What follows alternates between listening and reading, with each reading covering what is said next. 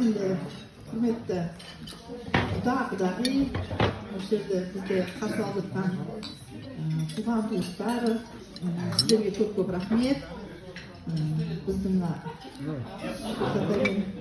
jonsiz baxtli bo'lsin, ulguli bir otbasi bo'lsin.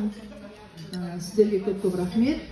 Shunday qilib tarbiyalab bizga berib o'tirgan bilmangizlar.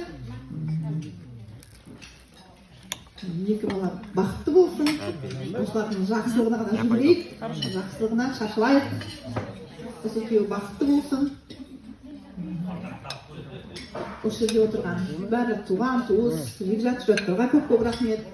Бізді сонау Нарынқол ауданы, Алматы облысынан, Райымбек ауданынан, одан бері Алматыдан келіп жатқан туған, туыс бауырларымызға рахмет. Осы Сұлтан үйленсін, Сұлтатта үйленсін, бүткіл ел болып, халық болып, туған, туыс болып тілегенбіз. Енді тілегіміз орындалып, қуанып жатырмыз. Балаларымыз бақытты болсын. Осылардың жақсылығына жүргейік, жақсылығына шаршайық.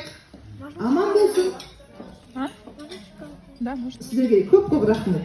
Құрмет, қошеметтеріңізге. Сен де кішкентайың бала беріп қойсын көкем. Қуанып жатырмыз. Біз алғаш Құдағымен сөйлескенде мен рұқсат ете алмаймын. Менің бір қызым бар еді, сол босанбай келмейсіздер деп біз лайымдеген болатынбыз.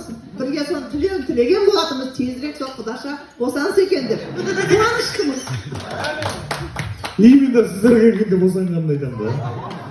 Тамаша, жалғастырып отырайық ағай. Бүгін құдаларым үйге келіп, енді шайға отыра бергенде қызымнан жақсы хабар келді. Бауы беріп болсын, қызымның бүпесі, күйеу балам екеуіне